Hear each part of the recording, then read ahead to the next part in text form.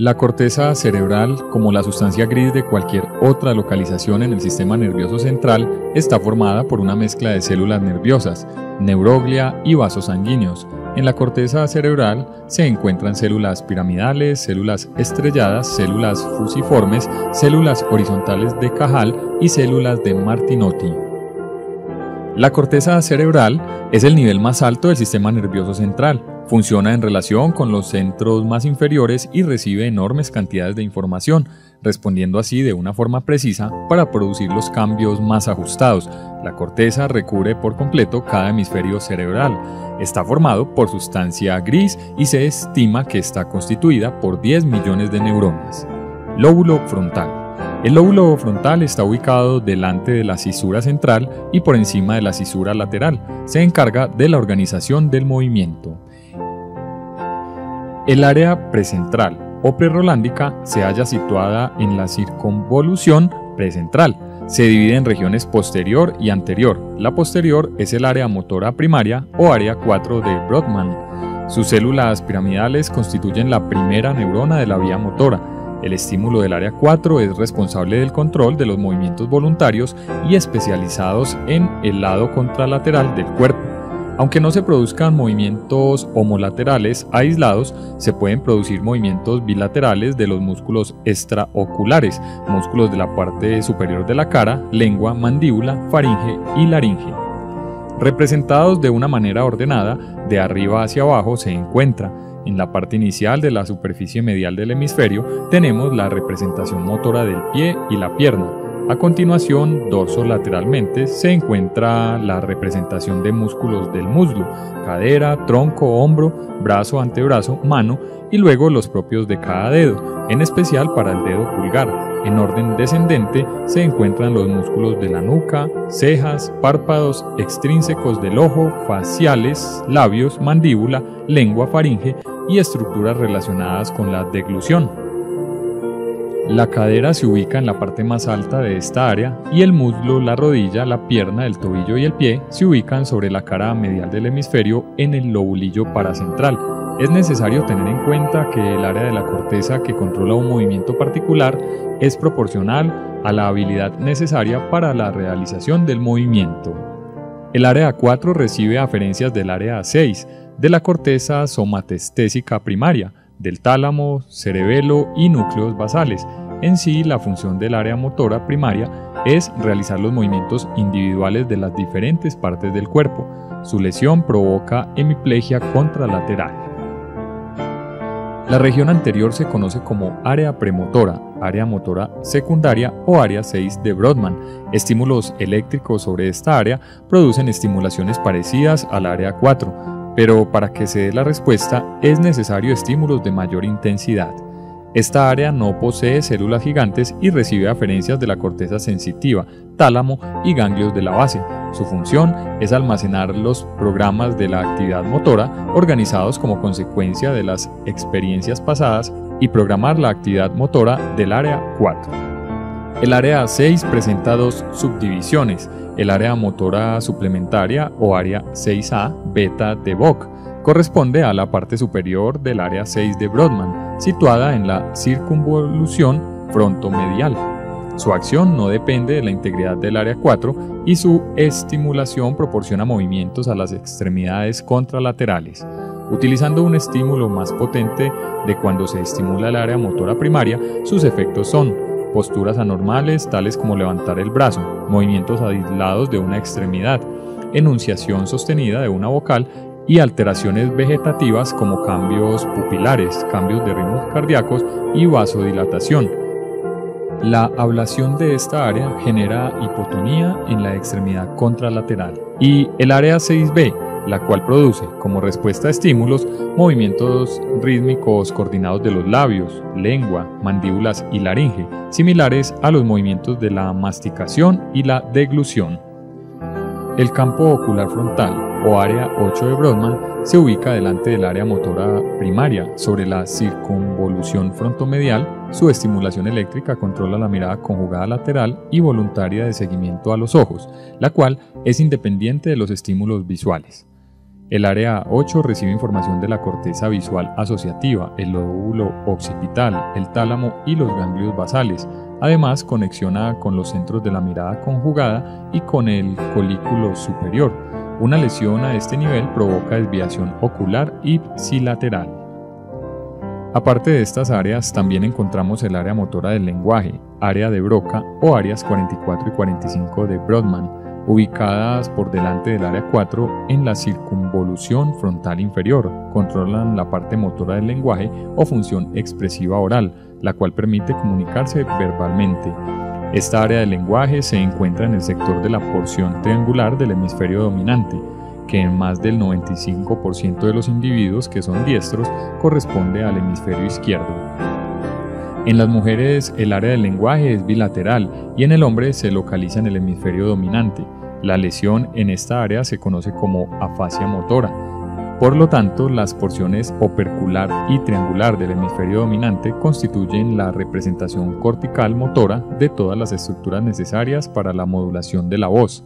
La parte más anterior del lobo frontal, que comprende las circunvoluciones frontal superior, media e inferior, se denomina corteza frontal anterior o corteza prefrontal y corresponde a las áreas citoarquitectónicas 9, 10, 11 y 12.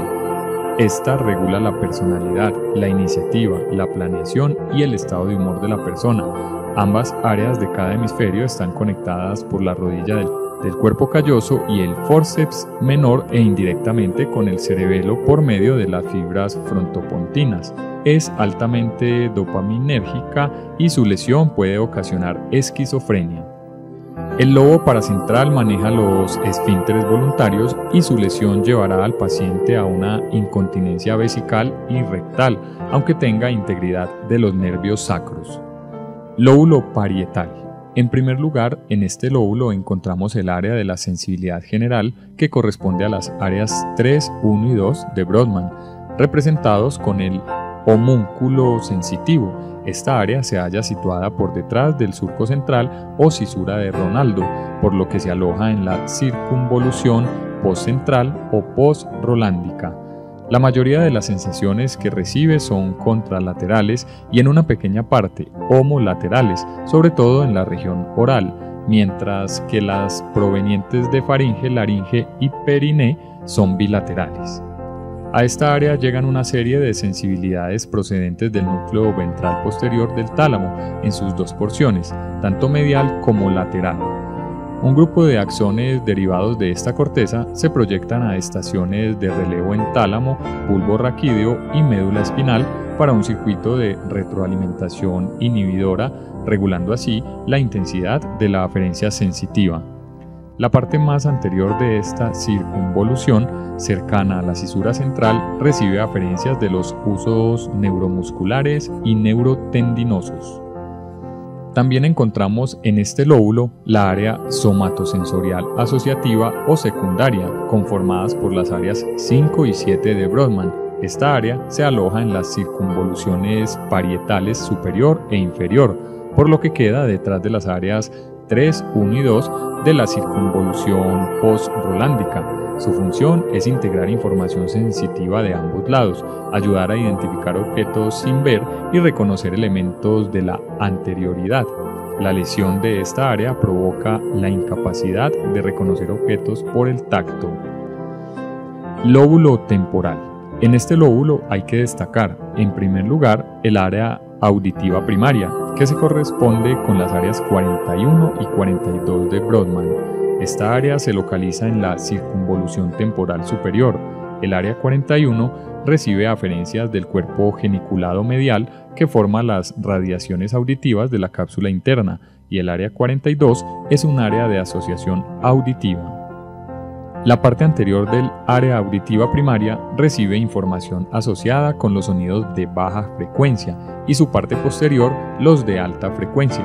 Su lesión provoca hipoacústica bilateral, pero de predominio contralateral, pues la mayoría de las aferencias del órgano espiral de la audición en el oído interno al cuerpo geniculado medial son contralaterales.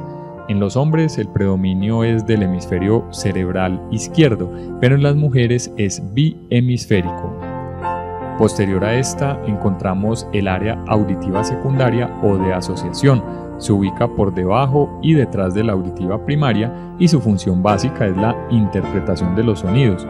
Desde aquí la información pasa al área de Wernicke.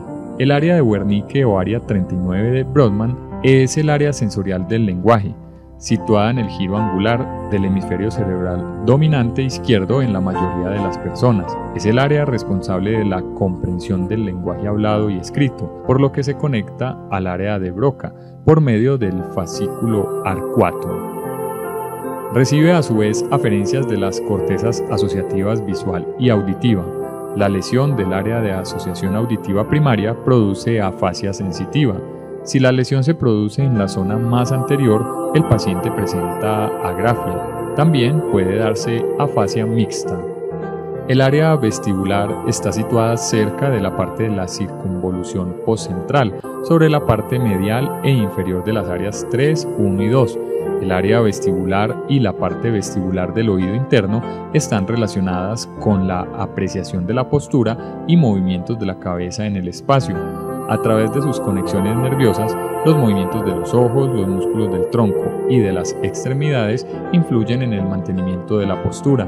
Una lesión en esta área puede ocasionar trastornos del equilibrio, mareo, vértigo. Lóbulo occipital.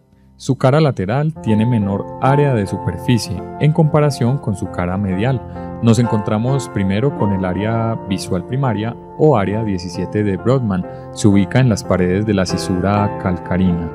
Esta área recibe las radiaciones ópticas que le llegan desde el núcleo geniculado lateral del tálamo. Allí se hace consciente la sensación de visión. Recibe aferencias de la mitad temporal de la retina ipsilateral y de la mitad nasal de la retina contralateral. El área visual secundaria, por el contrario, es asociativa y corresponde a las áreas 18 y 19 de Brodmann, ubicadas por debajo y por encima de la cisura calcarina.